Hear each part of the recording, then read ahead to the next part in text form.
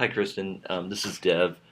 I'm just gonna show you a quick screencast as to actually how to upload your syllabus document and anything else that you need to do that. So, wherever you'll see red text, because you're gonna have to do that a lot in the course.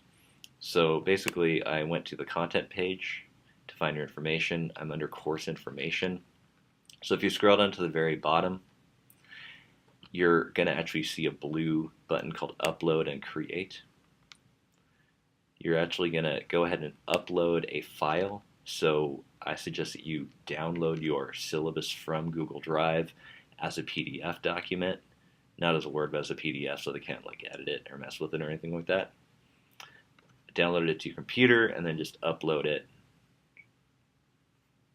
And here, let me show you. I'll pretend like I'm doing something. I'm actually not going to do this to your thing here.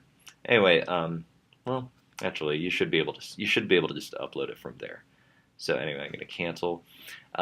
When you should be given after you upload it, you should be given an option. And if you're not given an option, I want to make sure that you go and actually select the file that's been uploaded, i.e. your syllabus document. You're going to hit the little down arrow next to it, and you're going to select Edit Properties in Place. And once you click in there, you should actually be able to rename it Syllabus. Okay, so it's probably going to name it something funny, like the name of the file. This is how you can actually change it so that it's a syllabus. Okay, let me refresh the page. So now that we're there, so now that you'll have pretend if that it's a syllabus down here. Now I'm actually going to click inside of this document, inside of this screen, and you'll notice it kind of opens up. It's HTML. You don't have to worry about that part. Now all you need to do, you're going to highlight the text. You're going to select that little thing where it says Insert Quick Link, and you're going to go under Content, and you're going to go under Course Information. And you're not seeing it here, but there should be something in here that says syllabus. So you're going to select that. Okay, and then when you're done, make sure to hit update. Don't hit cancel, or obviously your changes will be lost. Okay.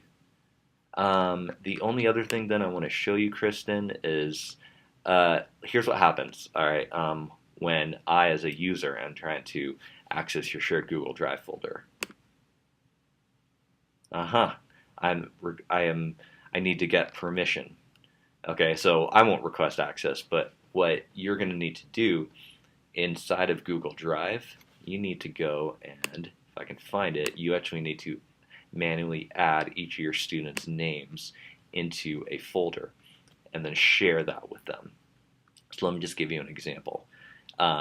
So in my own Google Drive folder, you'll notice that there are folders that are like blank, there's nothing in there, and then there's a little folder with like a little person in there. If there's a little person, that means it's shared. Okay, so I'm going to pretend I'm going to share this with somebody. So I basically just right-clicked in order to do that. So I right-clicked, I'm going to go to Share. Now this is really important. I'm going to go to Advanced. The first thing I want to do, I want to make sure that I prevent editors from changing access and adding new people. So I'm going to click that. It's going to ask me to save changes, and I'm not going to do that, but you would save changes. Then you want to go and actually manually type in your students' email addresses. So let's see. Okay, so I'm going to find, preferably like if it's in, it probably won't show up as somebody that you know when you're in your address book. I'm just finding when it types in, but you'll just need to type them in. It would be advisable for you to add a message where you're kind of letting people know this is the folder for English 101, period. Okay, and then you would of course send it of course after you've already updated. After you've sent stuff to people. Okay, so I think, Kristen, I've answered all your questions through email. You did get the email from me about not being able to um, about adding Panopto through some alternate path. So just make sure that you follow that if you choose to do that. All right, thanks for listening. Let me know if you have any questions.